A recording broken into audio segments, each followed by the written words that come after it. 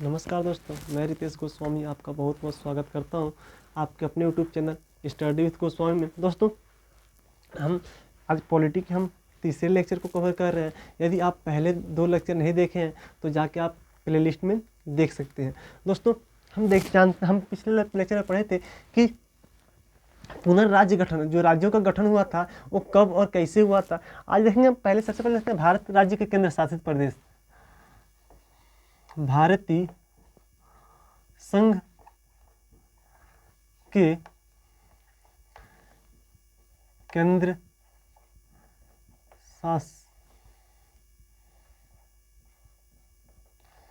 शासित प्रदेश, तो कह सकते हैं भारत जो संघ है इसके कौन कौन से केंद्र शासित प्रदेश हैं।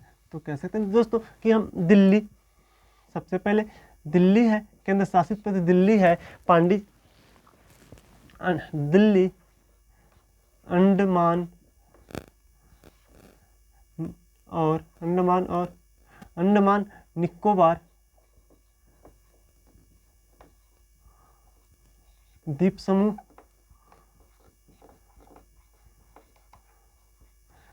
अंडमान निकोबार द्वीप समूह, दादर तथा नगर हवेली, दादर तथा नगर हवेली, कैसे हैं दादर तथा नहीं और लिखते हैं, दादर और नगर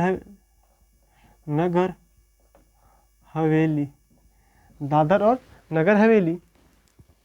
बात करते हैं लक्षद्वीप,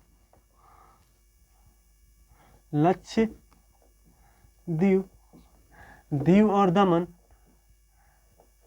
दीव और दमन, पांडिचेरी, तो इसका नाम है पुंडीचेरी।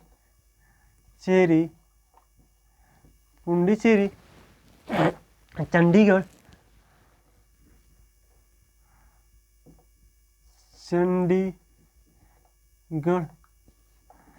दोस्तों चंडीगढ़ के बाद आता है दोस्तों कि भारत के कौन केंद्र शासित प्रदेश है। तो चंडीगढ़ देखिए, और 2 यहाँ तक तो 7 पहले थे लेकिन 2 नए बने। कब तो सितंबर सन 2019 को जम्मू और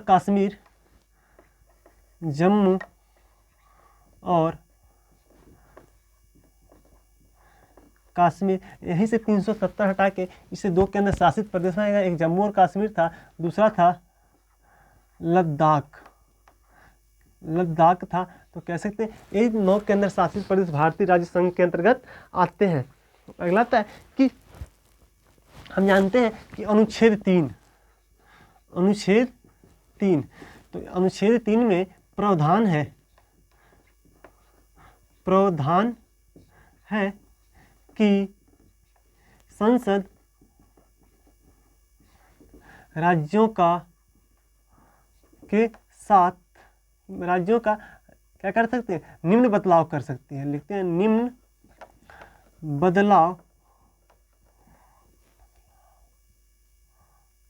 बदलाव कर सकती है। संसद राज्यों के साथ निम्न बदलाव कर सकती है। हम जानते हैं सबसे पहले क्या किया था, नए राज्य, पहला बदलाव क्या कर सकती है, तो नए राज्यों का निर्माण कर सकती है। राज्यों का निर्माण, देखिए नए राज्यों के निर्माण हम पढ़े थे क्या, तो देखे थे पहला आया था आंध्र राज्य अधिनियम,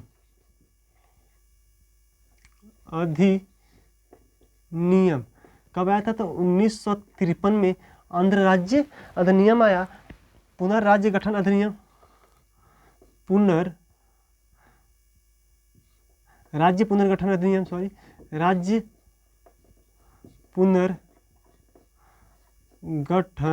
अधिनियम कब आया था, तो 1956 में आया था। एक और आया था मुंबई राज्य अधिनियम। तो कह सकते हैं एक और राज्य आया था, एक और अधिनियम आया था, मुंबई पुनर्गठन अधिनियम कब? तो 1960।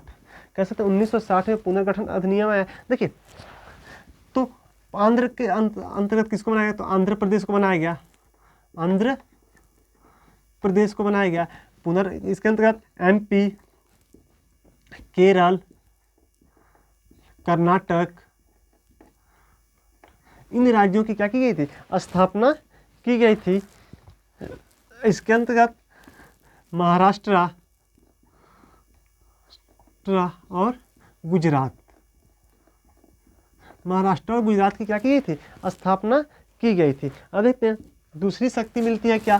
कि संघ में विलय की शक्ति, संघ में विलय की शक्ति। देखिए अनुच्छेद 3 का दूसरा भाग है, वो संघ को क्या करता है कि संसद क्या करे? किसी भी दो राज्यों को आपस में विलय कर सकती है। जैसे बात करते हैं 1954 में क्या किया था? 1954 में क्या किया था? बिलासपुर जो है ना, बिलासपुर को कहाँ से? बिलासपुर को हिमाचल प्रदेश, बिलासपुर को किसमें? हिमाचल प्रदेश में मिला दिया गया था, प्रदेश में मिलाया गया था। देखिए तो केंद्र के पास जो दूसरी शक्ति थी और राज्यों की विलय की शक्ति थी, तो उसने क्या किया था? बिलासपुर को 1954 में किसमें मिला दिया था? हिमाचल प्रदेश में मिला दिया था।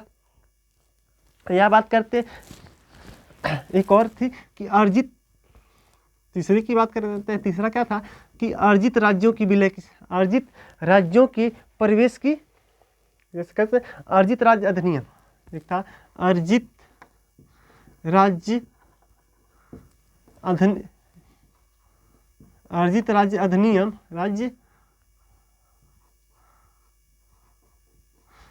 राज्य अधिनियम। देखिए अर्जित राज्य अधिनियम कब आया था? तो 1960 को आया था। तो इसके अंतर्गत भारत सरकार में किसको? तो असम, पंजाब और पश्चिमी बंगाल, तो कह सकते हैं असम, पंजाब और पश्चिमी बंगाल का विलय किया गया, का विलय किया गया। देख सकते हैं दोस्तों कि अर्जित राज्य मतलब किसी भी राज्य को भारत सरकार क्या करती है? जीतती है या अपने कब्जे में ले लेती है या संधि के द्वारा उसे ग्रहण करती है, तो उसे क्या करेगी? अपने राज्य में क्या करेगी? मिलाने का काम करेगी। तो अगला देखते हैं कि नए राज्यों के एक और नियम था, तीसरा था कि संसद को नए राज्यों के प्रवेश की अनुमति अधिकार है। तो देखते हैं नए राज्यों के प्रवेश की अनुमति देता है। किसकी अनुमति देता है? तो देखते हैं दोस्तों कि नए राज्य कौन से प्रवेश किए थे? तो 36वें संविधान संशोधन 1973 में इसने क्या किया था? तो संघ में किसको? तो सिक्किम को, कह सकते हैं कब? तो 36वें संविधान संशोधन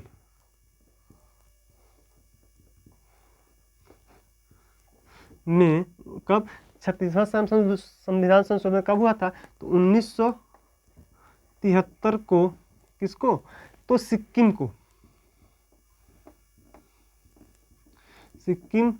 को, कहाँ मिलाया गया? तो 1973 को सिक्किम को भारत संघ में मिलाया गया, भारत संघ में मिलाया गया। ठीक है दोस्तों। अगला आता है जो एक और था कि नाम के परिवर्तन कर सकता है संसद, क्या कर सकता है? तो नाम में परिवर्तन करना। और देखिए एक और अधिकार था, संसद नाम में परिवर्तन कर सकता है। तो देखिए सबसे पहले बात करें किस राज्य के नामों में परिवर्तन किया गया था, तो इधर लिखते हैं नामों में परिवर्तन कर सकता है। तो संसद सबसे पहले किस राज्य के नामों में परिवर्तन किया था? तो मद्रास का नाम दिया है, कि मद्रास का नाम, सबसे पहले किस देश का नाम बदला गया? तो मद्रास का नाम कब बदल के क्या रखा गया? तो 1968 ईस्वी में। कब? 1968 में क्या रखा गया? तो तमिलनाडु रखा गया, तमिलनाडु। 1968 में मद्रास का नाम बदल क्या रखा गया? तमिलनाडु। और अगला था मैसूर राज्य, मैसूर राज्य। मैसूर राज्य का नाम कब बदला गया? तो इसका नाम 1973 को बदला गया। कब? 1973 को मैसूर राज्य का नाम बदल क्या रखा गया? तो कर्नाटक रखा गया दोस्तों, कर्नाटक। देखिए उसके बाद आता है उड़िया, उड़िया। उड़िया का नाम बदल के दोस्तों कब? 2014 में। कब बदला गया? तो 2011 में उड़िया का नाम बदल के क्या रखा गया? तो उड़ीसा किया गया। तो कह सकते हैं उड़िया का नाम बदल क्या किया गया? तो उड़ीसा, उड़ीसा किया गया। देखिए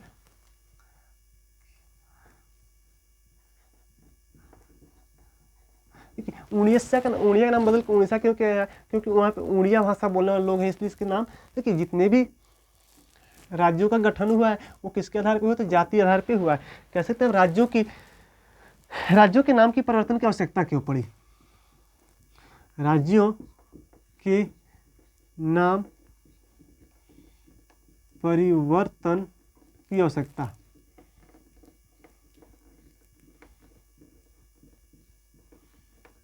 देखिए राज्यों के नाम परिवर्तन की आवश्यकता क्यों पड़ी?